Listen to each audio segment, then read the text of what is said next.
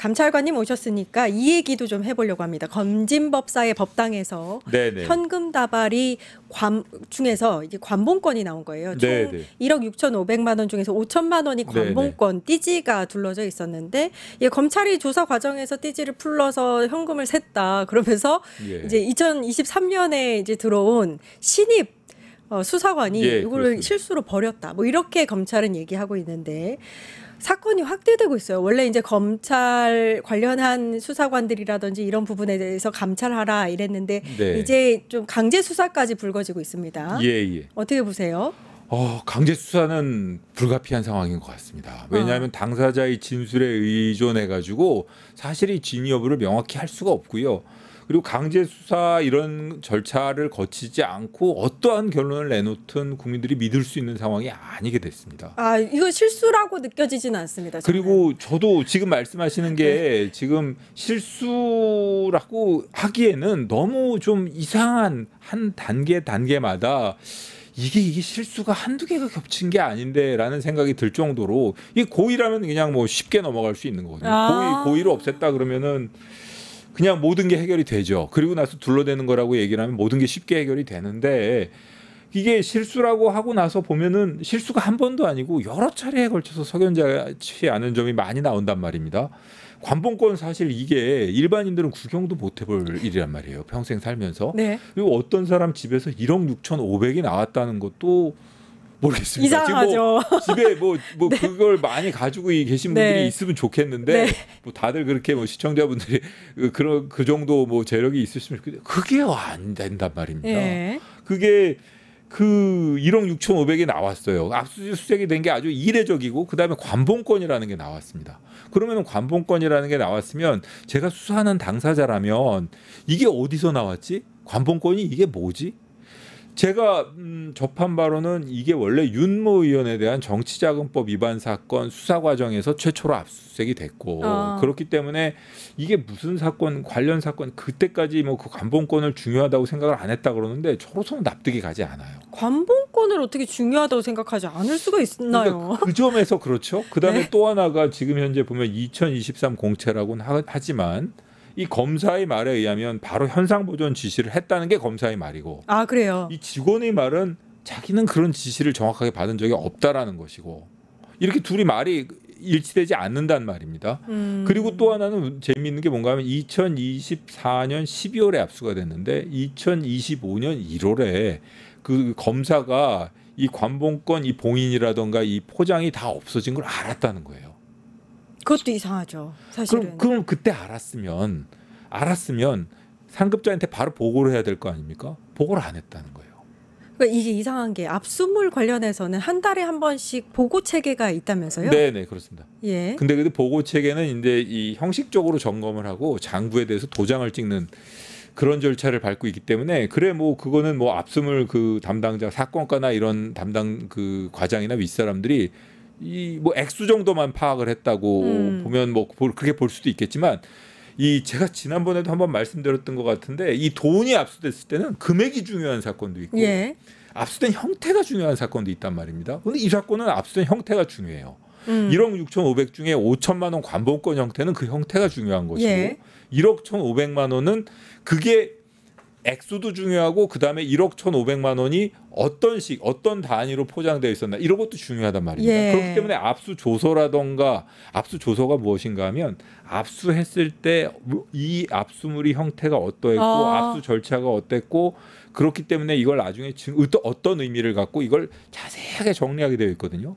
그것도 없다는 얘기죠? 압수조서에 그런 부분이 제대로 안 들어가요. 그러니까 사진도 불명확하고 그리고 관봉권을 압수를 했으면 사진을 아주 정교하게 찍어놔야 될 거 아닙니까? 저희가 지금 관봉권의 모습을 보여드리고 있는데 관봉권 하면은 저희는 한 번도 본 적이 없으니까 보여드릴게요. 기기번호, 발권국, 담당자, 책임자, 그리고 날짜, 시간, 초 단위까지 적혀져 있습니다. 한국은행에서 이거는 5천만 원이에요 라고 알려주는 스티커도 있는데 그걸 왜 셉니까? 그렇습니다. 거기서부터 이상한 거죠. 그러니까 이 포장한 날씨, 시간, 담당자가 정확하게 적혀 있는 게 하나라도 문제가 생긴다면 사용권이라는 거는 기본적으로 시중에 돌아다니던 통화가 신권, 제조권이라 있지 않습니까? 제조권은 조폐공사에서 만들어 가지고 출시하는 거기 때문에 조폐공사 번호까지 들어간답니다. 근데 저건 사용권이라는 건 뭔가 하면 평소에 시중에서 돌아다니던 게 한국은행으로 들어가지 않습니까? 한국은행으로 들어가면 일단 통화가 아니게 되거든요. 그런 상태에서 쓸 수 없는 돈, 쓸 수 있는 돈을 골라내는 절차. 그리고 뭐 필요한 경우에는 그걸 갖다가 무슨 이 돈을 갖다가 그걸 뭐 돈 세탁이라고 할 수 있는지 모르겠습니다만 돈을 좀 깨끗하게 하는 절차, 이런 절차를 거쳐서 다시 이렇게 단위별로 포장을 한답니다. 그게 사용권인데 이런 사용권도 저 아까 지금 사진에서 보신 거와 같은 그런 그 포장 일시, 날짜, 담당자 이런 게 정확하게 나와 있기 때문에 어떻게든 추적을 하려면 추적을 할 수 있는 것인데 이걸 잃어버렸다는 것이죠. 이게 중요하지 않다고 생각해서 버릴 수 있는 사람이 몇이나 될지 모르겠습니다. 아무리 신입이다 하더라도.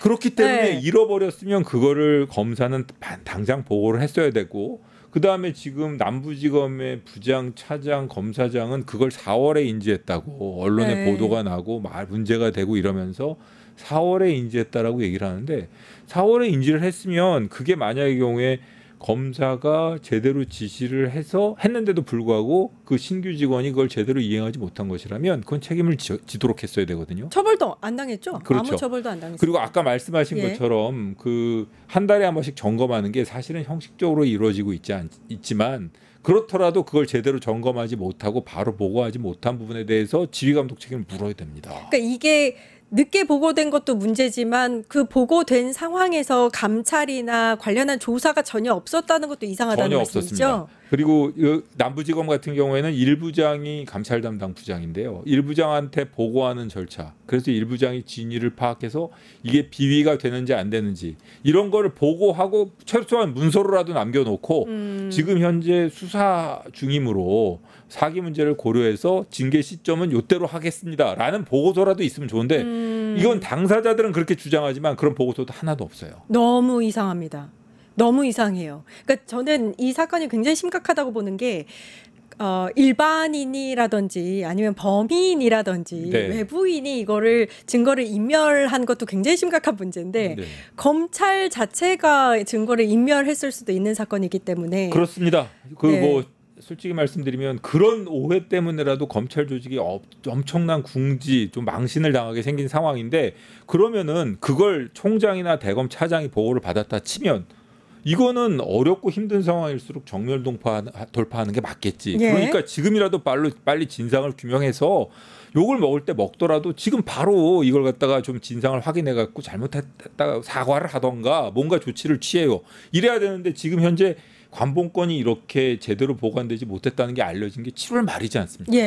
어찌되었든 그 의사결정이 설령 모든 걸 사실로 받아들인다 하더라도 그 의사결정 때문에 검찰 조직은 궁지에 몰리게 됐다. 그러면 그 의사결정이 잘못된 거죠. 그다음에 제가 또 하나 말씀드리고 싶은 건 너무 이게 이상한 거 아닙니까? 쉽게 말씀드리면 너무 이상해요. 이게 그래 처음부터 이거 수사할 생각 없이 그냥 신경도 안 쓰고 그냥 없어지도록 그냥 방치했다. 이러면 쉬워지는 거예요. 이게 이상한 것이 3명이 보고를 받았지 않습니까? 신흥석, 신흥석 당시 서울 남부지검장, 그다음에 저 이진동 대검 차장입니다.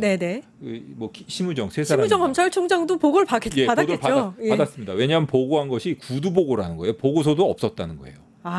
그것도 의도적이네요. 이건 구두 보고고 아무런 근거가 안 남는 구두 보고를 했다는 것이고, 구두 보고를 하면서 이런 사태가 발생했지만 지금 현재 징계를 하면 수사팀에서 사기가 떨어질 것 같으니 수사가 끝나고 징계하겠습니다라고 보고를 했다는 건데, 그런 중요한 보고를 하면서 그걸 남겨놓지 않았다. 그리고 진상 확인, 정확한 진상 확인 결과도 없이 그런 보고를 할 수 있겠습니까? 그러니까요. 진상 확인 결과가 없어요. 그리고 이 세 사람, 이진동하고 최소한 신흥석 이 두 사람은 어떻게 보면 여러 가지 험한 사건들을 많이 하면서 이런 좀 아주 심각한 상황에서의 의사결정을 여러 번 해봤던 사람이란 말입니다. 그런데 이걸 갖다가 이런 말도 안 되는 의사결정을 했다. 심우정 총장은 사실은 정해진 이 기획검사 출신이기 때문에 그냥 평범한 일을 꼼꼼하게 처리해온 사람이에요.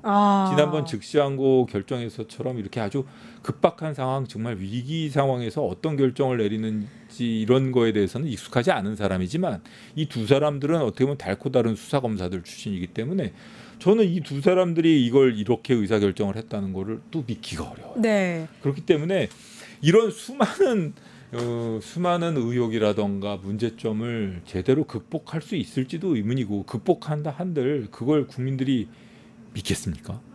그 세 사람에 대한 조사가 필요하다는 목소리가 나옵니다. 신흥식, 이진동, 심우정. 그렇습니다. 예. 그건 뭐 불가피한 사안인 것 같고요. 본인들이 입장이라던가 이런 걸 확인을 해봐야 될 것 같고 본인들이 말로만 이 믿고 그냥 넘어갈 수 있는 사안이 아니기 때문에 강제 수사를 위한 수사 착수는 당연한 결정이었다고 예. 보여집니다. 예. 그 검찰이 왜 띠지를 버렸느냐, 실수든 의도적이든. 네. 근데 이제 우리는 의도적일 가능성이 다분하다고 보는 건데. 의도적이라고 생각을 하면 모든 게 쉽게 설명이 네. 되는 거고 지금 제가 길게 설명드렸는데 그 어디도 이게 이상하지 참 않은 점이 없어요. 이게 한 단계가 네. 이게 석연치 않다기보다 이게 도대체 한 사건에서 그런 실수가 한 번 있기도 어려운 것 같거든요. 네네네. 근데 이게 그렇게 수많은 뭐 처음에 그 지시도 그렇고 그다음에 알고 나서도 뭐 보고를 안 했다는 거고 그 이후로 4월 이후에도 아무런 공식적 조사가 없었고 그리고 나서 보고할 때도 구두로 보고를 했고 그리고 나서 지시한 것도 잠잠하게 그냥 조용히 있으라는 얘기였고 이게 네. 도대체 믿겨지지가 않아요. 근데 그런 이유를 이게 검찰 특활비였기 때문일 가능성이 제기되고 있어요. 뭐 특활비 말씀을 드리자면 네. 특활비는 요즘에 이제 현금으로 지급되는 경우는 별로 없습니다. 아, 그래요. 예, 뭘로 지급되나요, 그러면? 옛날에는 저도 가만히 보면 대검 과장 시절이나 법무부 평검사 시절에 이제 법무 평검사 시절에는 액수가 많지 않았고 네. 법무부 과장 시절에는 과장이다 보니까 꽤 액수가 됐거든요. 그 나왔던 그게 특정 업무 경비도 있지만 특활비도 있었던 것 같아요. 그럼 보면 항상 신권이었거든요. 신권으로. 예, 신권이었는데 그게 관봉권 형태로 저한테까지 올 액수가 없습니다. 와봤자 뭐 행사가 있거나 큰 일이 있어봤자 아주 많을 때도 제가 제일 많이 받았던 게 한 300만 원 정도 필요할 때 그래요. 받았던 것 같아요. 예. 근데 그것도 다 용도가 정해져서 내려오는 거고 그렇기 때문에 그게 뭐 관봉권 형태로 내려올 리는 없죠. 근데 검찰에 흘러 들어갔을 땐 관봉권 형태고 검사한테 줄 때는 이제 관봉권 띠지가 풀러진 상태일 수는 있죠. 그럴 수 예. 있겠습니다. 근데 저는 이제 관봉권을 본 적은 없어가지고 네. 그것도 또 요즘에는 또 이렇게 이게 그 장부를 적어야 됩니다. 어떤 식으로든 장부를 적어야 되고 그 다음에 그걸 이제 수령한 사람은 그 어떤 용도로 수령을 했는지 내부적으로라도 뭔가 서명을 해서 남겨놔야 됩니다. 그럼 만약에 건진법사한테 흘러 들어갔으면 그게 검찰 특활비였다면 장부가 있을 것이다. 장부 내지는 보통 50만 원 단위로 영수인을 적으니까 100장의 영수증이 필요합니다. 대통령실 특활비 가능성도 가능성이 나와요. 아주 높아 보입니다. 그게 더 높다고 보시는군요. 저는 그게 훨씬 높아 예. 보입니다. 예. 왜 건진법당으로 이게 갔을까요? 그러니까 이런 그게 얘기가 있어요. JTBC 저는 보도는 가장 합리적인 추측은 김건희 씨를 그러니까 이거는 누구나 그런 걸 의심하지 않겠습니까? 네, 이거는 뭐 제가 의심. 확신을 하는 것이 아니고 당연히 뭐 대통령실에서 김건희 씨를 통해서 김건희 씨와 친분이 있는 건진검사에게 흘러갔다라고 생각하는 게 가장 맞지 오히려 않겠습니까? 합리적이다. 예. 일단은 이제 감찰 착수를 했고 네. 강제 수사까지 불거집니다. 그러면은 앞으로는 이걸 어떤 절차를 거쳐서 수사하게 되나요? 이게 지금 현재 뭐 당연히 감찰 3과가 이 대검이요. 대검 감찰 3과가 이 검사들에 대한 고위 검사들에 대한 직무 감찰을 전담하고 있는 그런 부서입니다. 그리고 대검 감찰 3과는 일반적인 감찰 부서와는 좀 다른 게 수사권을 가지고 있어요. 서울중앙지검 검사 직무대리 권한을 가지고 있기 때문에 서울중앙지검 검사로서의 일반적인 수사권을 행사할 수가 있습니다. 감찰 사건이기 때문에 이게 중요한 거니까 아마 지금 압수수색이라던가 좀 정식 절차, 뭐 통신조회라던가 이런 절차를 밟아야 할 것이고 필요하다면 지금 관련된 사람들에 대한 뭐 압수수색이라던가 뭐 이런 소환 조사라던가 이런 절차를 밟아야 될 것 같습니다. 근데 대검 감찰 3과면 결국엔 검찰이잖아요. 제 식구 감싸기 하지 않겠느냐 이런 의혹이 나올 수 있죠. 뭐 당연히 그렇게 말씀하시는 그게 맞을 것 같은데 지금 현재 뭐 대검의 그 지휘부도 많이 바뀌었고요, 분위기도 바뀌었고 이 사건에 대해서 어떤 식으로든 합리적인 충분히 납득할 만한 설명을 내놓지 않으면 검찰의 입장도 말이 아니게 될 거거든요. 그렇기 때문에라도 열심히 수사해야 될 거고 필요하다면 뭐 그 부분에 대해서 뭐 국정조사를 하던 특검을 하던 뭐 이런 절차도 필요하지 않나 싶습니다. 검찰의 문제를 검찰 자신들이 해결하는 건 저는 이거 바람직하지 않다고 생각하고 적어도 법무부라든지 좀 더 상위 체계에서 좀 제대로 봐야 되지 않나. 제가 늘 감찰관 할 시절에 했던 것 중에 하나가 법무부 감찰은 직대 발령이 안 돼 있습니다. 아, 그러니까요. 그게 문제 중에 하나입니다. 문제죠. 그 수사관들은 수사관으로서 사법경찰관으로서의 권한을 갖고 있는데 오히려 검사들이 직대 발령이 안 돼, 이 좀 중앙지검 검사로 안 돼 있어가지고 고검 검사급으로 돼 있거든요. 그래가지고 네. 이게 좀 직접 수사를 하기 약간 좀 불리하긴 합니다. 예. 그러니까 무서운 줄 모르고 증거를 이렇게 인멸하는 게 아닌가라는 아닙니다. 생각이 들고. 그 법무부 감찰관실에서는 직접 지휘를 하거나 혹은 그 필요하다면 장관이 직대 발령을 내버릴 수 있어요. 해야죠. 예. 유튜브 구독하고 실시간 채팅과 댓글을 남기시면 매일매일 7천 TTCO를 드립니다. 참여 방법은 통통물 어플을 다운로드하고 회원가입과 로그인을 해주세요. 마이페이지에서 나의 회원 고유 번호를 복사해주세요. 유튜브 구독 후 실시간 채팅이나 댓글창에 고유 번호를 한 번만 입력하면 준비 끝! 지금 유튜브 채팅과 댓글 쓰기 참여하고 실천 TTCO 받아가세요.